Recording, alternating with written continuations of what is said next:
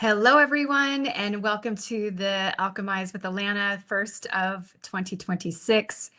So tonight's topic, artificial intelligence. It is advancing at an extraordinary pace, and human awareness is not always at the same speed. What we won't be sharing today are tools, prompts, or trends. There's plenty of that out there. This conversation is about what's operating beneath the technology. It's about our internal systems that have shaped the future of leadership long before AI started to. Even though I think AI has been around a lot longer than I think we're led to believe. Our internal systems are made up of our beliefs, ego, structures that often protect without even realizing it, and unconscious patterns that drive decisions and have an impact. As AI becomes more integrated into how we work and lead, understanding our own inner technology is essential. Growth with awareness creates powerful ripple effects. And today, we'll explore what it really means to evolve with technology without losing ourselves in the process. Today, I'm joined by Wendy Paquette, CEO and president of Holographic Wellness Initiative.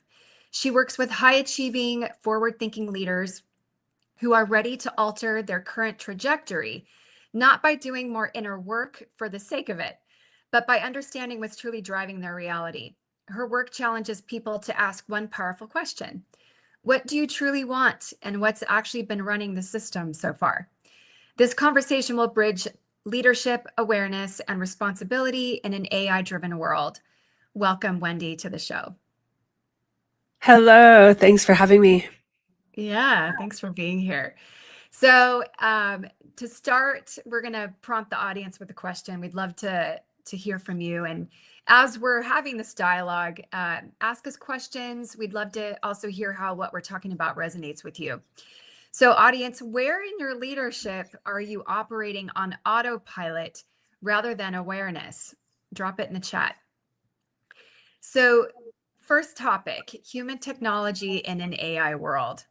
So this phrase, human technology, when I first saw that as a topic, I'm curious what this means to you, especially in contrast to artificial intelligence. Like, what are we often overlooking in ourselves while focusing on external tools? Yeah, well, external tools are generally where we lean to when we're going to create anything. We're not usually talking about our own selves when we're using AI. We're trying to prompt it to do something. We're looking at it as a tool to support us to do something. And we get caught up in the externalness of it all instead of looking at our human technology, which is the ability to know what's next and then incorporate AI as a powerful ally versus a tool that we're using. So the human technology is what we already possess. We were born with it. And that we were born with it, that's how it changes the game. 100%. Yeah, something I'm noticing because I've been doing this work for 21 years now, especially with the integration of AI, is that yeah, tools have always been there, but the depth of which we use them and the reliance on them Yeah. is definitely changing, especially as technology has advanced and has become more innovative, and they're utilized more to support the work that we do. Yeah. All that to say, when you see leaders unconsciously operating from internal systems, like especially under pressure or rapid change, like where do you see those systems help, and where do they limit us, like the internal versus the AI? Well, the internal is the opposite of the AI that we use as a tool outside of us. The internal technology is something that we use from, say, the soul level where we know something. The AI technology is where I call an ego. There's two aspects of it. There's a soul-led driven knowing, which is a human technology. Then there's the ego, which it represents AI to me. Meaning you can input programming, you can input data, you can input questions, and you'll get answers, but they're just data collection up until today, everything you've given it. So it's just your ego using its protection modality, all the programming it has had up until now in order to direct you in your reality. Where your human technology is different, that is the internal driven space where you know things. Not know things as in the data that you've been taught to, say, regurgitate or repeat or use, but the internal knowing where you sense something's off, something's not right, or you begin to question things where your brain will say, well, no, this is exactly the way it is because you've been taught that way. Your internal knowing is going to say, I think we should look into this because something feels off. We don't feel off because our brain tells us we feel off. We feel off because there's a whole body experience that's saying something doesn't feel right about what my brain is interpreting. And so that's the difference. When we look at, say, the external world in maybe a corporate setting, we're taught to do systems, and systems work, except for there's no growth unless you can see the gaps in between the system in growth. So imagine something that's stretched out. If an elastic stayed the way it was and you never stretched it and used it for its capacity, you could never see that over time, the gaps are in between let's say, the stretching pieces. So you're going to stretch it. It never goes back to the same thing. It keeps getting bigger and encompassing a greater area until it breaks, which means it's limited. And that's how I see what happens with using our internal AI, which is the ego AI, or an internal human technology, which is supposed to be an ally of the ego, right? Yeah, well, and hearing you talk about that, what I'm hearing in it, it's a little confusing to me, but what I'm hearing in it is the conscious and the unconscious, which I've also learned a lot about. In Yeah. addition to, say, heart science, and the gift of our emotions and really utilizing them, not just managing them. And Yep. this, like as you were describing it, I was thinking about all the times that I have a pretty strong intuition and I pay attention to it. And sometimes I will literally get a very visceral, kinesthetic feeling in my body. And that's how Yep. I'll know. And then I'll pay attention to where in my body it's showing up and how intense it is. And then that's also feedback.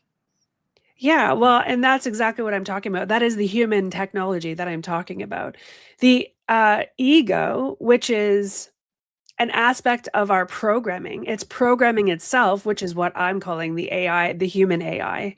The ego is AI in that it only holds the data that we've given it. So it is programmed to behave in a specific way that causes our decisions and our choices moving forward. So when we use just our brain or just our ego to make decisions, we're missing that part of ourselves, which you call intuition or human technology, that's saying, wait a second, something feels out of alignment here. Even if it's something that you've learned in a system, like what I was saying with a strategy or a system, there is always room for growth. And if you're not growing, then you're not interpreting reality as like using time, let's say. Because over time, knowledge grows. You grow as a human over time using knowledge. That same thing occurs when you're using systems. And if the systems aren't growing with you, then there's something that's going to mess up. There's something that's going to have a kink in the chain. Back in the day when we would defrag our computers, Yeah. you had to actually go in and defragment the computer so that it was then cleaned up, organized. You got rid of all the things that were no longer working in order for it to function properly, leaving room for new. Well, So we still technically have to do that, right? Like getting rid yeah, of cookies in a web browser or, for sure. yeah, or deleting certain files, or storage on a laptop, right? Yeah. But and then processing this for ourselves as a human, I feel like sometimes people get lost in the depth of the emotion of it, Yeah. versus having the ability to actually look at it with a different set of eyes and approach it more in a logical sense, almost as if they're outside of it so they can see it through a different lens. Yeah. Yeah. Yeah, I use actually, in my work, I use the emotions as the indicator to programs, whether they're in alignment or out of alignment. Yeah, So exactly. Yeah. when you experience when you experience an emotion, whether it's from a circumstance, a person, a place, a thing, a process you're doing, you're experiencing I call it a lower frequency emotional response, or neutral or below when it comes to experiencing emotions. I allot that to an indicator of an out of line program, an old data system it's no longer serving you. That's where the ego will step in and go, well, I've always done that. That's what I've always done. And why is it not working now? Well, So and it'll protect it, right? Like, because it oh, for doesn't sure. want, yeah, it doesn't want you to move on or grow out of it, or replace it with something else. So Absolutely. it will dig its heels in. Yeah. And usually we just power through. We're like, oh, we're just going to get people say, oh, just let it go. Just get over it. And that's the equivalent of saying, it's okay. Don't defrag your computer. It won't break down. And, Yeah. Suddenly it stops working. It's the same idea. The body is, and the skin suit to me is the representative in the sense of a computer, the same thing. So our human experience is reflected in a computer. The skin suit being the hardware, the ego mind being the software, but we're also the editor of the software. We can be if We are we the choose to user be of the it. designer or the authenticator. Yeah. Yeah, we're the architect of the reality in the sense that we're able to use the ego AI in order to input what we want and then have a human experience in emotions in order to decide, is this in alignment or not? And so that the computer itself, the physical computer, is a representation of our humanness, our human body, our human skin suit. We're able to understand it better. So if we are the programmer and we are the experiencer of the programmer, and we house the programming, we are the hardware, software, and everything that it encompasses. What we're seeing is everything we're doing with AI on our computer, we can do with our bodies, we can do with our minds, we can do with our souls.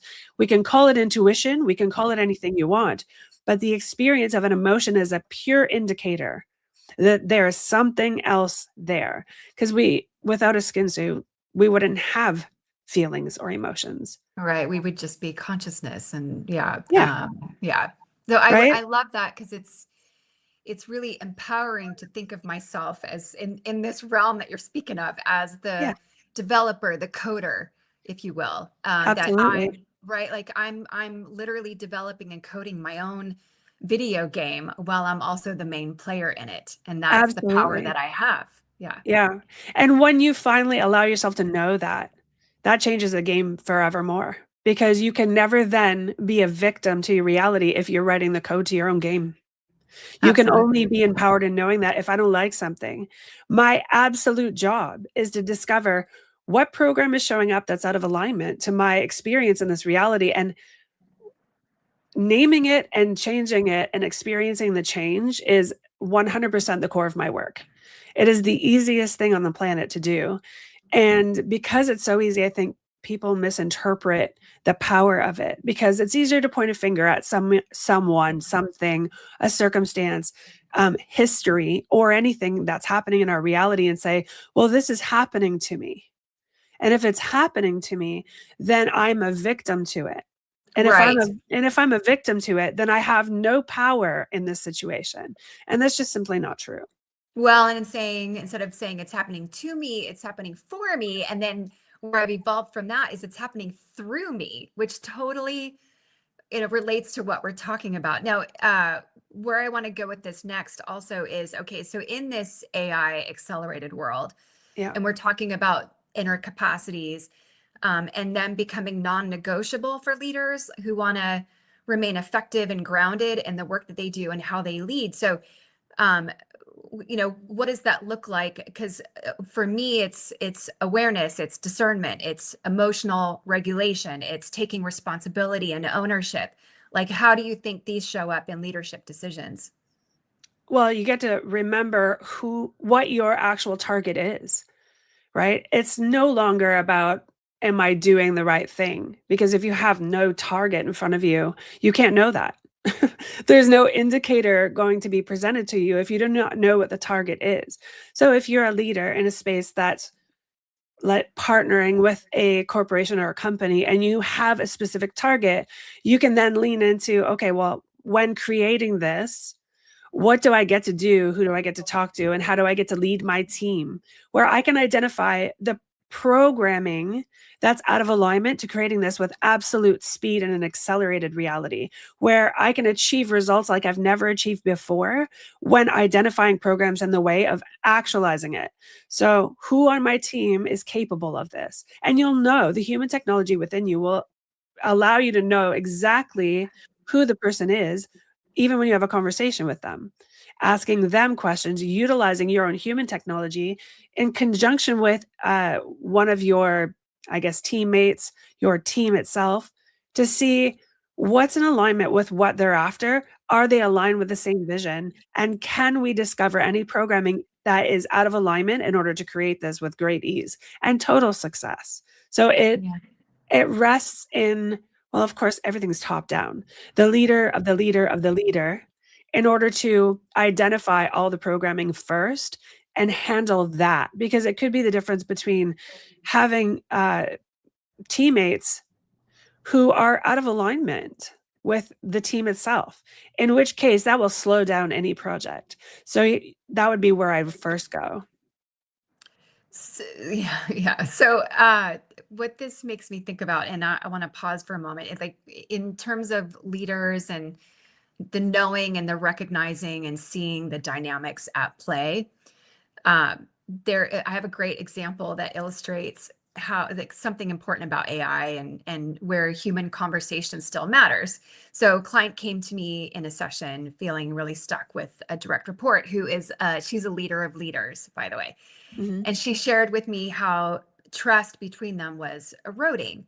And it was because he was missing deadlines. He was slipping in terms of that, lots, and then related to things that he needed to get to her and also his peers on Yeah. the team. And that cost money and also lost time. So before we talked, she had gone into an AI platform and prompted it as a leadership coach. And she asked it, how do I help an associate who talks too much and isn't getting work done?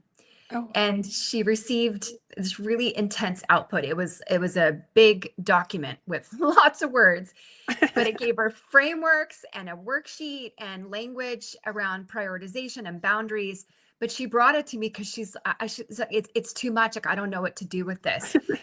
Right. So it was Yeah. logical and it sounded smart and it was technically correct. But in the end, what we realized in conversing about it was that it wasn't about productivity, it was about trust.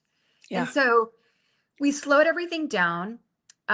She separated, observation from judgment because Yeah. that showed up and she was admitted of that. And we looked at the patterns, both hers and his, and where she was potentially enabling. That was a big part of it. Where she felt bad, because sometimes leaders make certain decisions because they feel bad. They don't want to Yeah. let people down. They don't want to hurt feelings. And where she already had said the same things in different words, but it wasn't being affected. So we shifted one question from emotional to neutral. And she asked him, when you don't keep our one-to-one meetings, what Mhm. message do you think that communicates to me? And that single reframe changed the entire dynamic between them. Yeah. So that was really powerful. And so what I want to bring up here is for those that are listening to this, if you need support in this way, I do have a single session called the Resolve session that I can help take a scenario like this and work with you on this. But in this scenario, AI gave her structure, but the coaching session gave her traction, and that's the difference. And Jesse's going to drop a link in the chat about the Resolve session. But also, Wendy, this is why I wanted to talk with you about this and have this conversation, because as powerful as AI is, it can't see patterns in real time or feel where trust is breaking down. And it also can't necessarily help someone choose language that actually lands in a human way. So I'd love to hear your perspective on that. Yeah, of course. Well, it's funny that you say that because the first place I went was with trust, but ironically, as I was saying earlier, that our computer is a direct reflection of us in our reality in this third dimension, it also means that people are too. And however they're showing up, whatever say in her world, whatever her experience of this teammate was, this partner was, or this employee was, is a direct, however she was feeling, that lower frequency feeling was a response of her programming, not his. Yes. And because it was her programming reflected off of him, I was just her gonna say that, like, her her shift programming is, like, bumping up against his exactly. programming, and yeah. It would be her shift that would create the difference. Because once she addressed her own programming around what was showing up for her, it is inevitable and has no other choice but to show up differently in that human. And as weird as that may seem, when this reality is a reflective place, the only thing you can do is not believe me and try it for yourself. Realize that the outside world is a reflection. The only thing that we have are our emotions. I mean, the skin suit is a resonator itself. It's going to resonate as a tuning fork. Our external world is the tuning fork. So if we're feeling the resonator is resonating and we are feeling a lower frequency emotional response, it's not because someone else is doing something to us. It's because someone else is being something that's reflective of who we are being. And when we shift who we are being, we also shift the reflection, which will show up as an employee or a partner or whatever it's going to be. And in that space, there's a lot that a leader can do that has nothing to do with making an employee do anything. That's how Yeah. you can highlight, find genius in people. Yes. Yeah. Activate more genius in them and allow them to really dive into what they're best at, what they're great at, what their genius is. And then if you're feeling emotional response to it, a lower frequency emotional response, it is upon you to shift that emotional response so that you in the way that not just shift it like, oh, let it go, but identify the program that's showing up before you and address that program itself within you so that you can then experience something different happening outside of you. It is by far the most powerful tool that a lot of, say, CEOs or team leaders don't use because it's too woo-woo, it's too fluffy, it's too whatever, it's too not structured, it's too not corporate. And yet it's the most powerful secret weapon that all of the high performers use. Well, and yes, and it's also, it depends on an individual's exposure to something like that, which Well, some that's true. people have been and some people have not. So, right, like that's the opportunity that we can provide in the kind of work that we do to expose them to that and Yeah. create a safe space where they can practice it and reflect, have that self-reflection to learn in a safe space. Yeah. So I want to share another prompt for the audience. Yeah, sure. uh, what internal pattern has driven your success and may now be limiting your next level? So, this is where I want to move into how the ego is AI, which I find fascinating too. So it's when I think about this, like the ego and AI, so it's pattern based, it's Yeah. predictive, it's reactive. The ego can also learn and reinforce itself over time, just like AI. So, can you unpack this a little bit more for us? Yeah, of course. It's a lot of what I've just been saying because your external world is reflected from your internal world. The one thing that runs on autopilot is your ego, your subconscious, right? The place Yeah. that holds all the programming. And because it holds all the programming and responds to you when you're moving through your world as such, it's exactly like AI. When you're asking AI questions, you're asking in the moment that something's occurring or that you want something or you're trying to plan for something. It's the same thing when you're thinking. Your responses, if they come from your mind, is all thinking based versus coupling it with the knowing space of your human technology. The AI version, your ego being AI, is going to only do what it's taught to do. And at this point, it's been programmed to protect you from death. It's like, okay, Yes, saber. it's the survival brain. It's that lizard brain, right? Yeah, absolutely. Like, oh, saber-toothed tiger coming, run. right? Yeah. No matter what, go unconscious and put all the extremities with the energy and run. And that's simply not going to happen in this moment. So no saber-toothed tiger is going to jump through the actual computer at you. So you get to lean into this space of understanding that because that's a program, it's not just that one thing that's going to stop you from getting to your next level. If you input it into AI, just like your example earlier, hey, how do I get an employee to stop talking so much and do more work? It's going to spit out the data that it's been given, which is pattern driven, structure driven, human driven. It's not going to give you that emotional response level where you can assess the nuances, the subtle nuances of Yeah. the resonation that that experience is giving you, because every single person is going to feel something different. So I'm going to use an example. Elena, if you and I were sitting on a couch together and we're watching a movie and we're at my house, we're watching a movie, we're like, yeah, we're going to have girls night. We're going to watch a movie. We're going to watch the, whatever, pick a movie. We're going to watch the exact same movie, you and I. We're sitting there, we watch the whole movie. And at the end of it, you say to me, oh, Wendy, that was the best movie I've ever seen. When this happened, I felt so inspired. And when this happened, I felt my power kick in because I wanted to do something and all these great things. I love that movie. I'll watch it again. And I, who sat beside you on the same couch at the same house and the same TV watching the same movie, say, are you kidding me?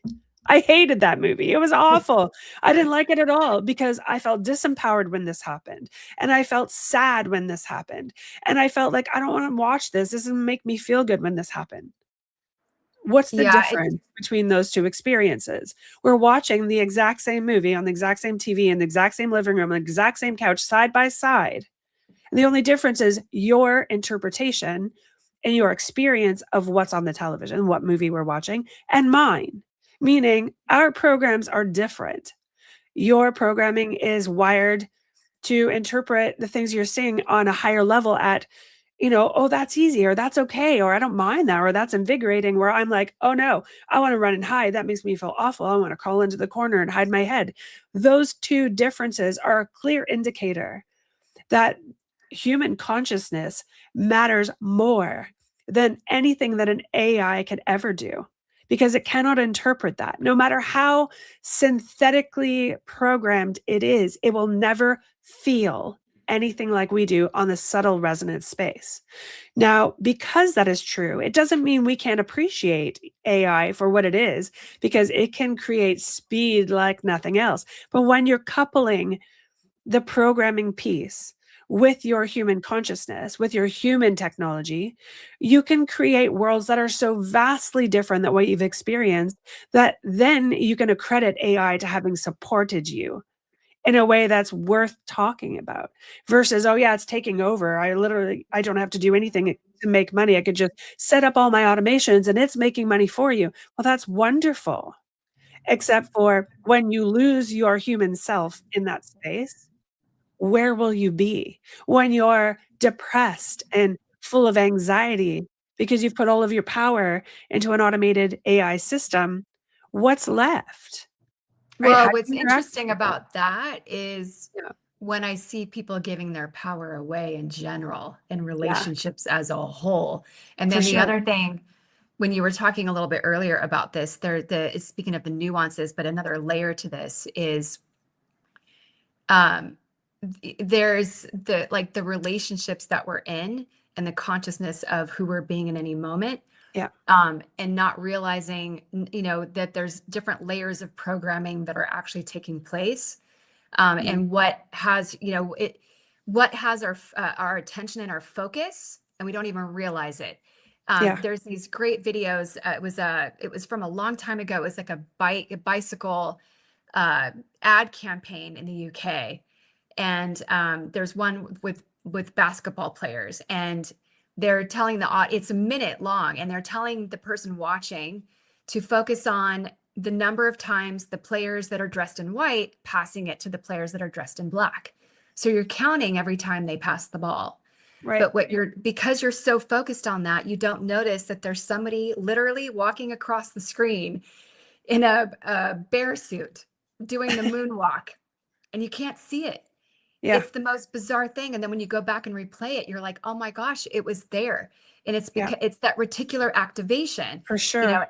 right? In terms of brain science and what we're focused on. So if you're in that movie example, if I'm super hyper focused on something that gets triggered by watching that movie, you know, and it sets me off, and you're focused on something completely else, that can also influence and impact our Oh, experience of it. 100%. And like the main primary operating system that you carry are the things that you're focusing on, and you're unconsciously seeking validation. You're seeking Yes. coherence. You're seeking coherence. You're not being Yes. coherence. And that's where it really gets messy. And so my interpretation of that is presence. Yes. Well, Or- and what's scary about, speaking of validation, what's scary about AI is it's programmed to Yeah. consistently validate you Yeah. so that you stay on the platform, you rely on it more. And talk about ego, it strokes your ego. Does totally. And that's exactly what I'm talking about. It is the external representation of a genius human in every single skin suit. I mean, the human technology that we have, we're all born with it. There isn't anybody who doesn't possess it. And if they feel like they don't, it's because the programming is creating that experience. They think that they don't have it. They believe or they feel in their minds that they're not good enough.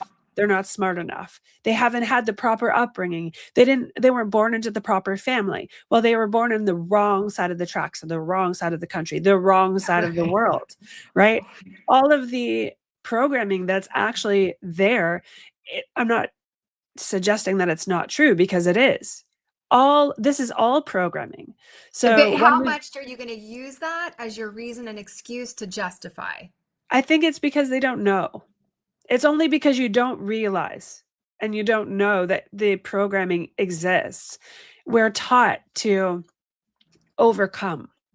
And So, overcoming yeah. is not acknowledgement. It's just like, oh, well, that's the lower frequency of my reality, so I have to overcome it, meaning it's always going to be what it is, and I will always own all those crappy programs that go along with it because I was born with that. Like I got, the raw deal, I'll never win, all of those things, versus someone who says, that's not actually true because I'm here and I know I'm capable. I'm walking, I'm talking, I'm living, I'm breathing. So I have human technology that can change all of that. And so addressing it makes a massive difference. And So the on ability that, to. yeah, Go ahead. yeah. Mhm. On that note, how can leaders recognize when they're running an ego automation versus conscious choice, like especially in moments where they have power or control and they don't even realize it? I think the power part of it is what's going to indicate what's running it. Are they using power as an external identity, or are they being the power that they actually are? If they're using power, that means they're always going to have an element of what's called the imposter syndrome. You're going to feel Mm, like an imposter. And that's going to be hidden. It will show up in some way: secret anxiety, secret panic attacks, illnesses that come out of nowhere because it compiles within you that misalignment. So when you can tell when someone's coming from an egoic power because when they're speaking, you can feel their head talking versus when someone's present with you, they're utilizing their internal power, the power that we are all born with, that's just sort of covered up with all of the programming that causes us to feel small or feel yeah. limited. Yeah. Okay. So for the sake of time, because I could talk to you all day about this. So one more question for the audience. So as technology accelerates, what part of you needs to mature alongside it? And now I want to move us into how a high achiever's growth can change the world, which is really powerful. So high achievers often think of personal growth as private, it's personal. Yeah. But there's, seeing it as a collective. So why? Okay, so how does one leader's internal evolution actually impact teams, systems, culture? I mean, I have an answer to this too, but I want to see what you have to say as well. Yeah. Well, I'm going to circle back. It's the same thing. Our external reality is a reflection and permission of our presence, and who we're being is 100% leaking out to everyone around us. So if you're activating your own knowing within the space of personal power and personal growth, it's because you're being it. You're actively seeking your own personal growth from the space of knowing, not thinking or believing. And I have my own interpretation of belief versus knowing, because if you believe something, you do not know it. And if you know something, you don't need to believe it. And when you know something, you don't have to have someone else's permission to walk forward with it, Yeah, because it is what it is. the conviction is a lot stronger, isn't it? It's And like it's people confidence. get less swayed. Yeah, it's confidence, it's competence, it's evident, and it emanates from you, as in you know it. You could say something that's completely off the charts. All of this work that I've been doing for 12 years has been the same. 12 years ago, when I spoke like this, people were like, I do not know what you're saying. And what do you mean eliminate lower frequency emotional responses?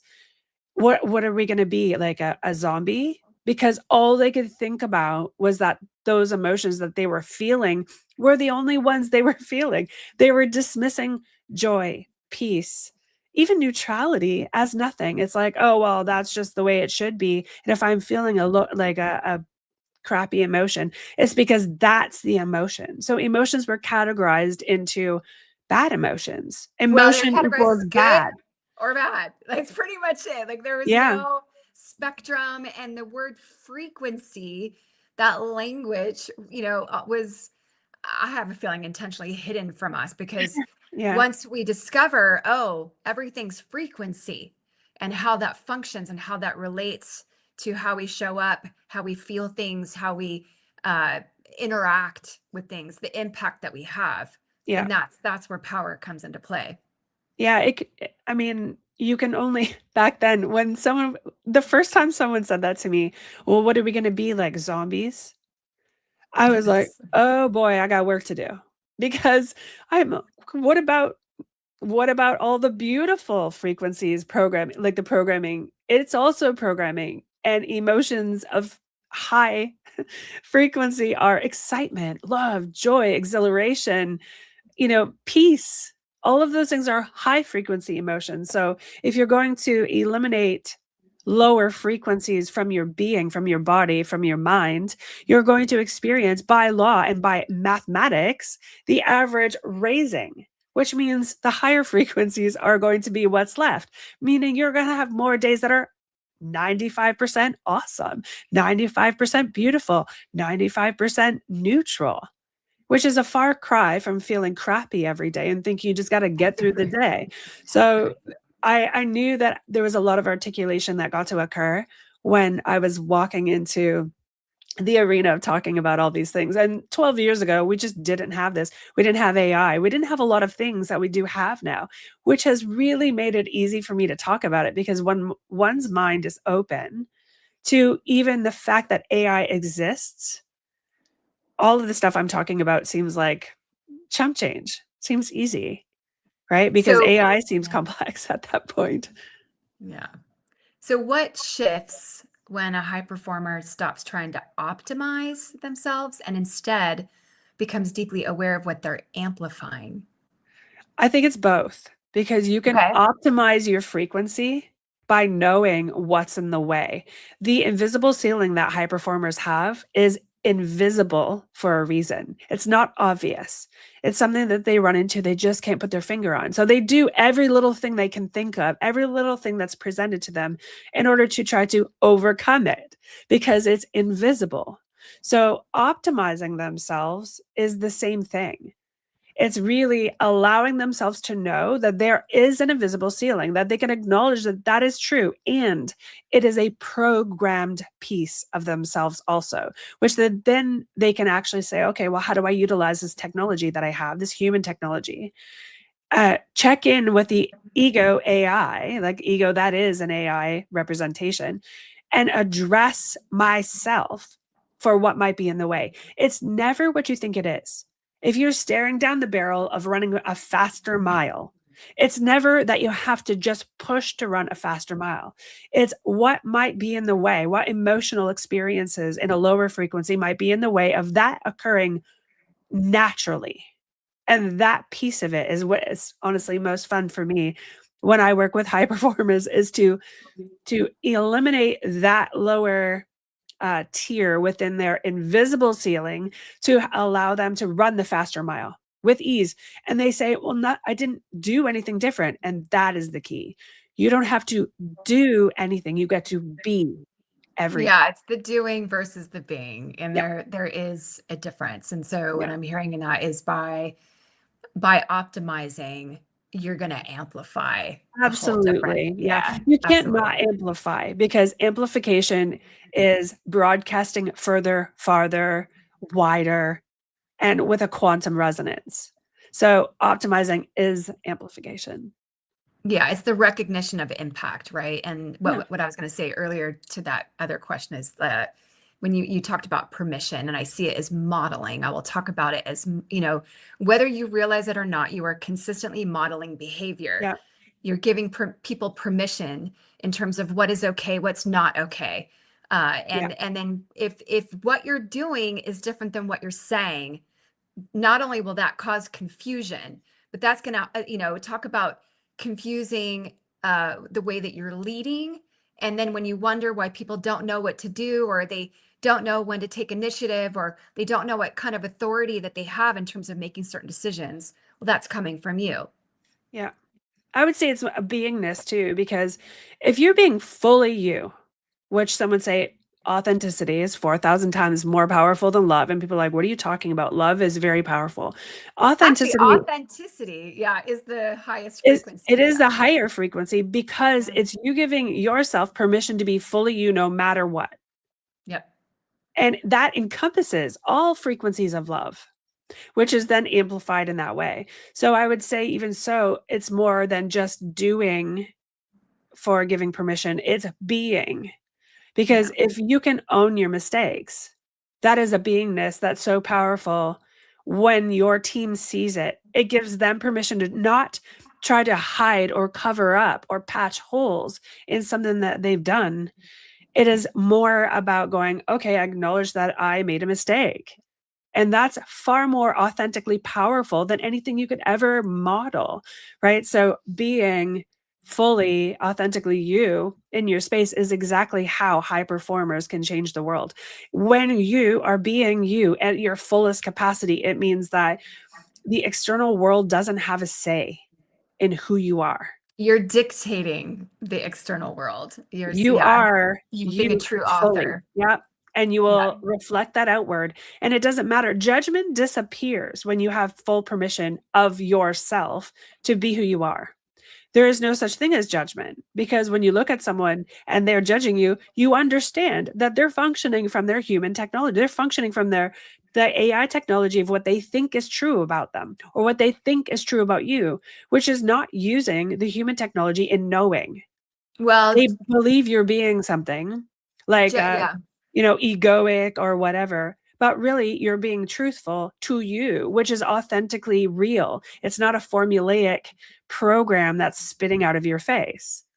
Right? So Yeah. there's a significant difference. So when high performers are being fully themselves, they do the craziest things. What that one very thing happens to be the most powerful thing, because when others see them doing something really crazy, really amazing, really unique to them, they're inspired. Music is 100% a representation of that. When you hear authentic music that has not been commercialized like crazy, that sounds like everything else, not in the mastering of it, but in its uniqueness, you're drawn to it because of that very uniqueness, because that is the part of you that you're craving.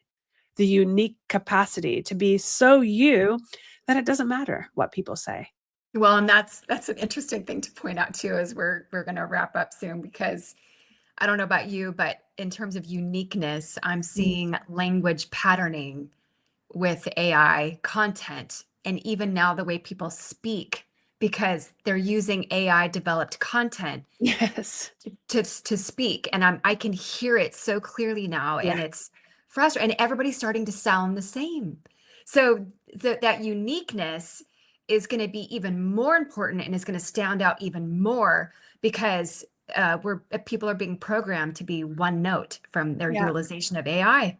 Yeah, absolutely. And I mean, when you use AI to do that and you're repeating what AI is giving you without personalizing it from your Yeah. perspective, you are literally saying what everyone else is saying, doing what everyone else is doing, being what everyone else is being, which is so out of alignment and is a program in itself that you need to do that in order to be something. It's quite interesting and fascinating to watch, actually. Yes, it is. So to close this out, I want to leave us with this. AI will continue to evolve. The real question is, will we? Yes, So, love that. so Wendy, how can people find you? And then you also wanted to share a little bit about a program that you have. Yeah, well, you can find me by going to my website at wendypocket.com. And there you'll find a secret podcast. It's right in the top bar, it says podcast. If you follow that through, it's a secret because there's so much uniqueness in there. And, I'm inviting in those who actually experience themselves in that space of wanting to have that unique access to themselves. So you can find me there. Uh, Also, if you go to my Instagram, it's Wendy Bruner Pocket. That's my handle. Feel free to message me there and I can share some of the stuff with you. But the program that I'm putting out now is literally taking what I know, how I can see the programming and shift it with people and teaching you how to access your own unique way of seeing your own programming and shift it. So my program is called I don't even like calling it program, but the knowledge base in there is called Litmus Shift. The Litmus Shift. It was called a litmus test, but I realized that is a scientific term that I didn't want to Yes. confuse anyone with. But it has the same power. It's a litmus shift.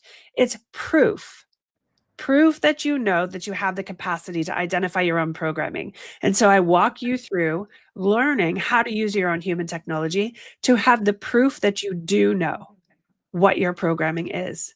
It's quite powerful and I'm really excited to share it. Up until last year, so it took 11 years, people would ask me, "Can you teach me to do what you do?" And I'm like, "No. I cannot, because I And don't now you want you to can. do Yes. what I'm doing. Not in the sense that I don't want you to shift programming, but I don't want you to try to repeat what I'm doing exactly because you won't get the results that I'm getting because it's very unique. And then I thought, you know what? I can actually teach others how to access their own human technology and then uniquely see their way of identifying their own human technology, their own human programming.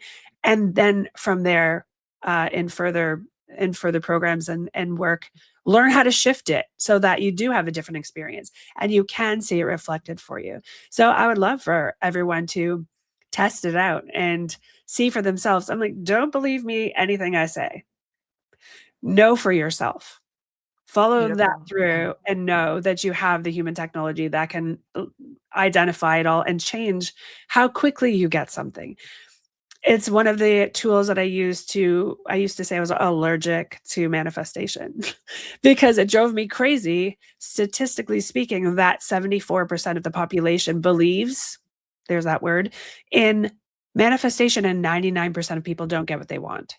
And Well, and that simply it's that simply in the space of the human technology because they think they have to do something to get something. And that is right. not the key. The key is to know something first and shift within you in order to experience what it is you want reflected back, which whatever that is available, but it starts here first. Yes. And by taking an action that's conveying to, Oh yeah, it's coupled right, together for it sure. I mean, shows commitment, right? And it's energizing for people to do something action oriented towards that. it gets So frustrating they're though.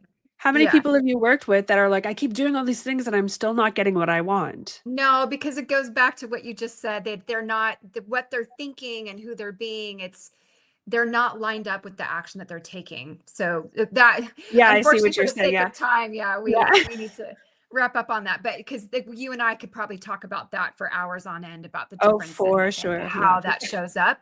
But it can be yes. really confusing for people. And even for manifestation, I'm frankly moving away from the belief in manifestation because it's more about just designing an authorship and rendering. And I'm noticing in doing that myself that things are happening really fast and really Of course. easily Yeah, with the mixture of the declaration with an action. So absolutely. that's what's been really interesting. So But good. Yeah, you and I could talk for hours. And we yeah, see, this is exactly that. You're proof in the pudding. Our own unique human technology is unique to each individual, born that way. And when you yes, access it and are able to use it, you start seeing the results. The sky's the limit. Even then, it's not even a limit. It becomes a program just the same. So that's the invitation for everyone, is to absolutely. access that piece of it for yourself so that you know that you can create from that space. Not everybody has to do it your way. You get to do it your way. And when you're getting what you want, nothing else really comes into play being a hurdle for any real reason. And then you can share it with others as well. But Yeah. knowing that it's not any one person's way, it is your personal way that will get it for you, and everyone else's unique way will get it for them just the same. And I think that that in itself could change the world. Really, Yeah, there's truly. no one magic formula, I don't No, think. But no. speaking of invitation, if this conversation resonated with you, pause and ask yourself, what internal system am I currently leading from? And also, if you're a leader navigating growth, transition, increased complexity, and you want a grounded conversation about what's really shaping your decisions, reach out. One conversation can change a lot. Again, book a resolve session with me. Uh, a lot of leaders and business owners work with me in the thick of a hard decision or a charged situation. And that session can help because it can help you stay grounded, see real dynamics at play, and walk away with next clear steps to help you move forward. And also, I created the conversation prep toolkit because, again, hard conversations is something that people work with me on too. So, and I've provided a complimentary guide when you sign up for my newsletter so that you can step into those moments with more intention, less worry, less hesitation, and communicate in a way that really lands. So Jesse's going to share that link in the chat as well. So thanks everyone for being here, and please subscribe to the show. We've got some other episodes coming up. We're booked out for months on end. So I'm looking forward to coming back and having some more energizing conversations like this one. So thank you for joining me on Alchemize with Alana, and we'll see you next time. Take care. Thanks, Wendy.